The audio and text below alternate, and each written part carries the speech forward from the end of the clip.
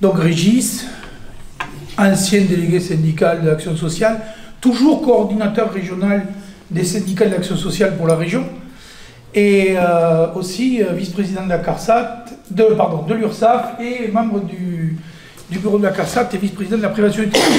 Et puis avec Lydie aussi, au CROCT, au comité régional des organisations de travail. Pourquoi tout ça? Parce que c'est souvent des organismes où il n'y a aucun remboursement de salaire et aucun remboursement de kilomètres, hormis la sécurité sociale. Donc c'est pour ça que vous avez des retraités qui vous représentent dans tous ces organismes-là, parce que vous, salariés, vous n'avez plus le temps. Vous n'avez pas l'argent, vous n'avez pas les moyens. Donc nous, continue notre bénévolat comme on l'a appris il y a 40 ans. On ne se plaint pas, parce qu'avec un remboursement sécu, on arrive à rembourser les kilomètres qu'on fait pour le CROCT ou autre chose, ou pour des négociations régionales avec le préfet de région, etc. Mais sachez que l'État ne rembourse plus rien. Et ça, c'est une création macronienne. Des choses qui me mettent en colère. Je voulais parler de la sécurité sociale, mais il y en a déjà 3 qui l'ont fait. Mais quand même. Force ouvrière était le paritarisme depuis 1948. On était le syndicat face au patron. La CGT ne siégeait pas, la CFDT n'existait pas avant 1964. On a historiquement un devoir de mémoire de gestion paritaire de la sécurité sociale. Il n'est pas là, notre fédéral, mais on l'a oublié ça. On l'a oublié ça. Non mais t'inquiète pas, je lui redirai. Et puis c'est peut-être pas lui directement que je disais. On l'a oublié ça. Dans le sens où, maintenant, moi je suis désolé, quand on fait le boulot d'administrateur, et il y en a qui pourront témoigner en tant que salarié, quand on fait le boulot en tant qu'administrateur, en face, on est vite pris en compte et on est vite pris en sérieux par nos partenaires. D'abord parce qu'on ne dit pas des bêtises, et la deuxième chose, c'est que quand on pousse dans les brancards, on a les arguments qu'il faut. Je dis ça parce que trop souvent, je vois des collègues qui nous disent « Ah ben non, m'occuper de ça, moi ça ne m'intéresse pas ». On nous vole la sécurité sociale depuis 1948, petit bout par petit bout. De Gaulle avait commencé à ponctionner. Ça fait rire quand on dit ça. 1 milliard de francs lourds par an. À l'époque, la sécurité sociale était excédentaire. Tout le monde s'en foutait que l'État pompe. En 75, quand on a eu le premier choc pétrolier, ça c'est pour les vieux, hein, on a découvert que l'État pouvait ponctionner beaucoup plus. En 95, on nous a transformé la sécurité sociale, on nous a transformé un tas de choses, et le ponctionnement est devenu encore plus important. Et surtout, l'État a pris la main sur la gestion du paritarisme en disant « Je crée les lois de financement de la sécurité sociale, l'État est propriétaire des cotisations sociales. » On n'a pas su se défendre suffisamment. Et là maintenant, Macron, lui, va beaucoup plus loin avec son équipe Darmanin. C'est « Je suis propriétaire de l'argent de l'État, je suis propriétaire de l'argent de la protection sociale et je vais même prendre celui des collectivités locales. » Pourquoi tout ça? Alors, je ne fais pas de politique, mais je constate. Le budget de l'État, c'est un verre d'eau, 450 milliards. Le budget de la Sécu, c'est un demi-litre d'eau, 900 milliards. Le budget des collectivités locales, régions, etc., par les taxes locales, c'est 1 litre d'eau. Qu'est-ce que font tous les gouvernements? Je dis bien tous les gouvernements, mais Macron a accéléré la mesure. C'est de dire, avec mon État, je suis un déficit, je vais aller mettre ça dans le déficit de la protection sociale. J'ai besoin de pognon, je prends les taxes des collectivités locales. Supprimer la taxe d'habitation, c'était une énorme connerie, il faut le dire, pour les collectivités locales à leur supprimer le pognon. Pour en faire quoi? Pour en faire don aux entreprises? Parce que le grand deal d'économie de Macron, c'est je fais le quoi qu'il en coûte. Je fais des allègements à outrance, je fais tellement que les entreprises vont devenir tellement compétitives que ça va créer 140 milliards d'embauches de salariés. Tout faux. Notre ancien trader, il s'est planté. Ça n'a pas marché. Mon cours politique, il s'arrête là. Ça n'a pas marché, et maintenant, c'est nous qui allons payer. Parce que quand même, dans les chiffres de la sécurité sociale, j'ai entendu parler de 75 milliards, etc. Je voudrais simplement rappeler qu'en 2022, avant le Covid, il était calculé en 2020 qu'en 2022, la sécurité sociale n'avait plus de dette. À partir de 2022, toutes les caisses de sécurité sociale étaient excédentaires. Est arrivé le Covid. On a filé 80 milliards, puis 190 milliards à toutes les entreprises. Alors les petites, il y avait peut-être besoin, mais les grosses... Hein. Total, sur les 200-300 milliards qui ont été distribués, parce que je comprends tout, y compris les arrêts de travail journaliers payés par la Sécu, etc., des salariés qui ne pouvaient plus travailler parce que le patron ne travaillait plus. Ces 300 milliards, qui c'est qui les paye? La caisse de dette de la sécurité sociale. Et tenez-vous bien, on n'est tellement pas dégourdi qu'on en a déjà remboursé 100.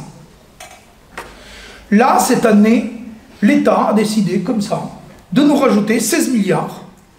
16 milliards, comme ça, à la caisse de sécurité sociale déficitaire. En avant. Ils se permettent, Darmanin, Macron, de faire des allègements aux entreprises, et quand ça ne marche pas, ben c'est nous qui payons. On paye avec la CSG, CRDS, vous ne le voyez même pas. Et c'est tellement de la mauvaise dette que tous les pays du monde nous la rachètent, parce qu'on est tellement con qu'avec la CSG, CRDS, dans 17 ans, on aura tout payé. Or, 17 ans dans la vie d'un État, c'est rien. Sur des sommes pareilles. Et donc les États qui nous prêtent, ils savent qu'ils feront du bénéfice. Les Chinois nous rachètent notre dette, c'est pas pour rien. Hein. Ils savent compter, hein, je vous le dis. Ils sont loin d'être idiots. Donc on nous vole systématiquement, déjà, depuis des années, et là ça s'accélère à une puissance inimaginable.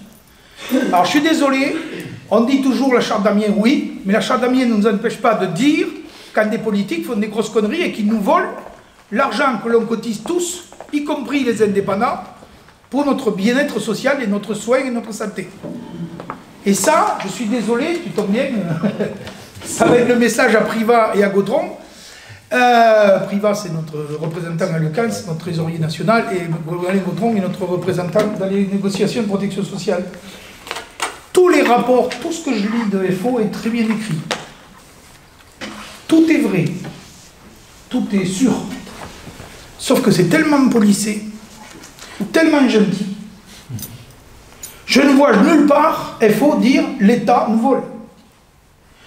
Et ça fait des années que ça dure, hein, c'est pas d'aujourd'hui. Hein. Je ne vois nulle part dire nos administrateurs se battent et on les néglige complètement.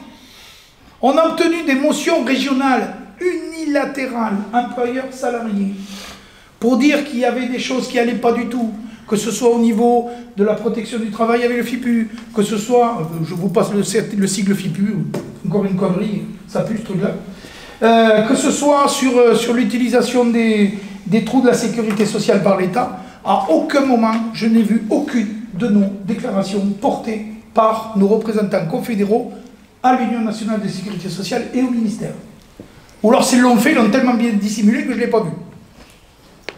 C'est énervant quand même. Voilà. Et je ne suis pas le seul à m'énerver. Autre chose que je voulais vous dire. Je suis profondément scandalisé en tant qu'administrateur de Sécu de voir la différence que l'on fait entre le cotisant employeur de l'URSSAF et l'ayant droit, qu'il soit de retraite, de CAF ou de maladie. Je vous donne un exemple, tout simple. Quand une entreprise doit avoir un redressement, il y a des actes juridiques très lourds, la mise en demeure, etc. Mais avant, ça fait déjà 10 ans qu'on a obtenu qu'il ait au moins un message mail, un texto et un coup de fil. Pour bien s'assurer qu'il a bien compris qu'on allait lui taper sur les doigts. Vous êtes retraité. Vous partez en vacances 3-4 mois, voire vous êtes hospitalisé. On vous envoie un courrier dans la boîte aux lettres. On ne vérifie pas si vous l'avez reçu, on ne vérifie pas si vous l'avez ouvert, et vous avez 6 jours pour répondre. Si vous ne répondez pas, vous perdez votre droit à retraite. Quel que soit le problème, c'est scandaleux. Il suffit que vous partiez en vacances 4 mois et on vous dit ah ben vous n'avez pas redonné vos trucs pour l'AFPA, le SPA, je ne sais pas quoi, la petite allocation retraite supplémentaire, boum. Et vous vous retrouvez avec des droits à devoir. Mais vous pouvez mettre ça sur le chômage, vous pouvez mettre ça sur la CAF, vous pouvez mettre ça à tous les niveaux. Les ayants droit, c'est-à-dire ceux qui ont besoin de nos cotisations de sécurité sociale, sont 10 fois plus maltraités que les contributeurs. Et ça, c'est scandaleux. Et que je sache, on y est dans les caisses de sécurité sociale depuis le début, et j'ai pas vu de bagarre à ce niveau-là. Et puis, pour finir, Ils sont bien gentils, nos gouvernants, là. Ça fait, allez, 22 ans que j'entends parler de simplification. À chaque fois qu'on simplifie, on complique. Pour ceux qui se souviennent de l'ancien code du travail. Voilà. Et à chaque fois qu'on complique, on pique des droits qui ont été accordés il y a des années aux ayants droit, salariés, cotisants. Et surtout, on fait en sorte de dissimuler le pognon et on vous le pique joyeusement. Voilà. Donc, battons-nous, parce que pour moi, il y a une chose qui est essentielle dans toutes les bagarres qu'on a dit, que ce soit la retraite, que ce soit le droit à la maladie, que ce soit le droit au handicap, que ce soit tout ce que vous voulez. Si on ne va pas se battre là-dessus maintenant, face à l'échec de la politique des gouvernants, ils vont tout nous prendre pour tout donner aux actionnaires. Alors, c'est peut-être pas, je ne suis pas politique en disant ça, c'est une réalité. On donne tout à l'actionnariat mondialisé en nous disant qu'on est trop riche, qu'on est trop gâté, etc. C'est faux. C'est l'ensemble des pays européens qui auraient dû arriver à notre niveau de protection sociale et pas le contraire.